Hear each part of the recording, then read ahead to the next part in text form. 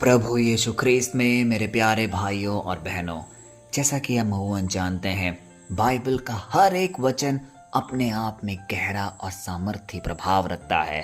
लेकिन कुछ आयतें ऐसी होती है जहां स्वर्ग का अलौकिक सत्य एक परमाणु बम की तरफ फूटता है। आज हम एक ऐसे ही आयत का गहरा और तथ्यात्मक विश्लेषण करने जा रहे हैं। आज का वचन जो हम अध्ययन करेंगे वह लिया गया है यूहन्ना के सुसमाचार से, अध्याय 18 पद संख्या 6, और वह इस प्रकार है। जब उसने उनसे कहा मैं हूं, तो वे पीछे हटकर भूमि पर गिर पड़े। इसे दोबारा पढ़ें। जब उसने उनसे कहा मैं हूं, तो वे पीछे हटकर भूमि पर गिर पड़े। अब याद करिए, यह घटना कब की है? यह तब की है जब यहूदा इस्करियोती रोमी सैनिकों और पहरेदारों की एक पूरी फौज लिए यीशु के पास आते हैं। लगभग 300 से 600 सैनिक गण वहां पे उपस्थित थे यीशु को पकड़ने गेत्सेमनी के बाग में।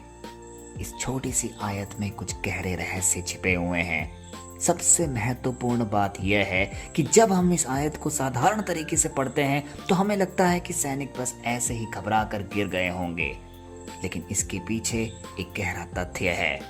मैं हूं का अलौकिक रहस्य छुपा हुआ है। जब रोमी सैनिकों ने पूछा कि नाज़री यीशु कौन है, यीशु ने यूनानी भाषा में कहा ईगो एमी, जिसका हिंदी अनुवाद है मैं हूं। यह कोई साधारण आत्म परिचय नहीं था। निर्गमन अध्याय 3 पद संख्या 14 में इसकी व्याख्या की गई है, क्योंकि जब मूसा ने परमेश्वर से उसका नाम पूछा था तो परमेश्वर ने कहा था मैं जो हूं सो हूं, यानी यहोवा। अब समझिए, यीशु ने गेत्सेमनी के बाग में उसी पवित्र और सबसे ऊंचे नाम का उच्चारण किया था, और जैसे ही यीशु के मुंह से सृष्टि के रचयिता का असली नाम मैं हूं निकला, उसकी अलौकिक सामर्थ्य की एक ऐसी तरंग उठी कि पूरी सेना पीछे हटकर जमीन पर गिर पड़ी। प्यारे भाई और बहनों, रोमी सैनिकों का गिरना कोई साधारण बात नहीं थी। जो सैनिक यीशु को पकड़ने आए थे वे कोई आम लोग नहीं थे। वे रोमी साम्राज्य के सबसे खूंखार, प्रशिक्षित और युद्ध में माहिर सैनिक थे, जिन्होंने अपने जीवन में बड़े बड़े युद्ध देखे होंगे। वे हथियारों, ढालों और मशालों से लैस थे, लेकिन ब्रह्मांड के राजा की केवल एक आवाज ने उन सबको धराशाही कर दिया। उनकी ढालें, उनकी तलवारें सब धरी की धरी रह गई। प्यारे भाई और बहनों, यीशु कैदी नहीं थे, बल्कि अपनी इच्छा से आत्मसमर्पण करने वाले राजा थे।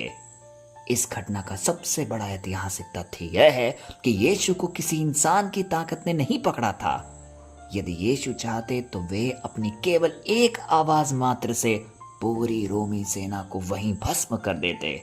वे पीछे हटकर जमीन पर गिरे सैनिकों के सामने सीधे खड़े थे।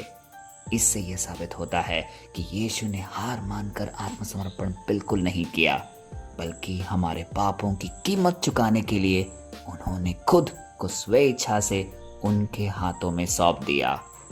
प्यारे भाई और बहनों, जितनी बार आप आज के वचन का अध्ययन करेंगे, उतना ही गहरा आपके जीवन में यह प्रभाव डालेगा, क्योंकि आज के लिए गए वचन में इतना सामर्थ्य है कि वह हमारे रोजमर्रा के जीवन में एक गहरा प्रभाव डाल सकता है। आपके शब्दों और वचनों में छिपे सामर्थ्य को हमें जानना होगा। जब यीशु के केवल 2 शब्द मैं हूं से 600 सैनिक की सशस्त्र सेना जमीन पर धराशायी हो सकती है, तो सोचिए जब वही यीशु आपके जीवन में तूफानों, बीमारियों और समस्याओं के सामने खड़े होकर मैं हूं कहेंगे तो क्या कुछ नहीं हो सकता। आपकी हर एक परेशानी का यीशु मसीह के नाम के सामने घुटने टेकने ही होंगे। हमें सिर्फ अपने मन में एक दृढ़ विश्वास जगाए रखना है। आज का वचन हमें साफ साफ ये दिशा निर्देश देता है कि परिस्थितियों के सामने हमें शांति बनाए रखना है। अब जरा सोचिए, जब मौत और संकट यीशु मसीह के ठीक सामने खड़े थे, तब भी वे डरे या घबराए नहीं। उन्होंने तलवारें नहीं चलाई। मसीही जीवन का ये सबसे बड़ा नियम है कि जब संकट आपके सामने खड़ा हो तो सांसारिक हथियारों या गुस्सा या लोभ या लालच, इन किसी का भी इस्तेमाल हमें नहीं करना है। शांत रहिए और परमेश्वर की सामर्थ्य को अपने पक्ष में काम करने दीजिए। यीशु जानते थे कि आगे क्रूस की दर्दनाक मौत है, फिर भी वे तनिक भी पीछे नहीं हटे। आज हमारे जीवन में जब थोड़ी सी भी तकलीफ आती है तो हम बिखर जाते हैं, हम परमेश्वर की इच्छा से पीछे भागने लगते हैं। हमें यीशु की तरह हर परिस्थिति में परमेश्वर की योजना के प्रति वफादार रहना आज का वचन हमें सिखा रहा है।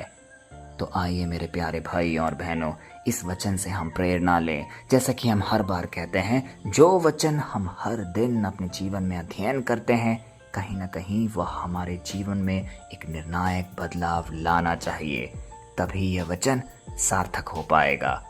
तो आइए कुछ पल मौन रहकर अपनी आंखें बंद करके याद करें वह क्षण जब प्रभु यीशु मसीह ने मैं हूँ कहकर संबोधित किया अपने आप को।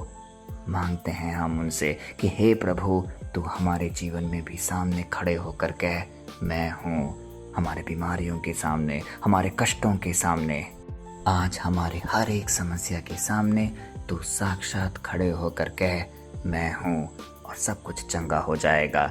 हम तुझ पर पूर्ण विश्वास रखते हैं। आइए ये प्रार्थना बोले।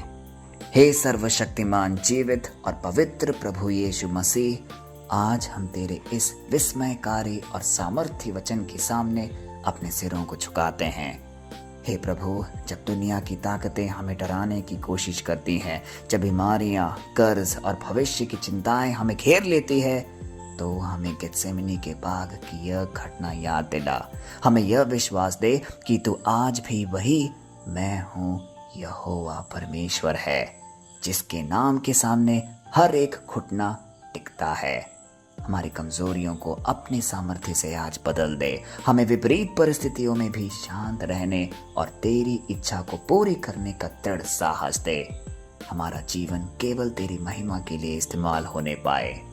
यीशु के पवित्र और सामर्थ्य और सबसे ऊंचे नाम पे ये सारे निवेदन हम मांगते हैं, आमीन। प्यारे भाई और बहनों, आज इस विश्लेषण के बाद जब हम अपने रोजमर्रा के जीवन में लौटें, तो एक हारे हुए या कमजोर इंसान की तरह नहीं, पर एक विजेता की तरह हमें अपना जीवन चयन करना है।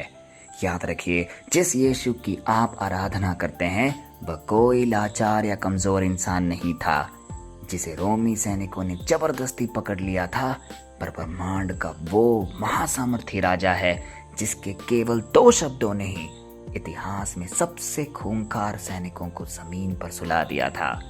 यदि आज आपकी परिस्थितियां आपको डरा रही है, यदि शैतान आपको कमजोर महसूस करा रहा है, तो अपनी आंखों को बंद कीजिए और विश्वास से ये घोषणा करिए, मेरा यीशु मेरे साथ खड़ा है और उसके मैं हूं के सामने हर एक मुसीबत को पीछे हटकर गिरना ही होगा। उठिए, निर्भय होकर अपनी जिंदगी की दौड़ को पूरी कीजिए, क्योंकि जीत आपकी पहले से ही तय हो चुकी है। प्रभु यीशु मसीह का अलौकिक अनुग्रह और उसकी स्वर्गीय सामर्थ्य अपने जीवनों में आपके हर एक काम में सदा बनी रहे। जय मसीह की।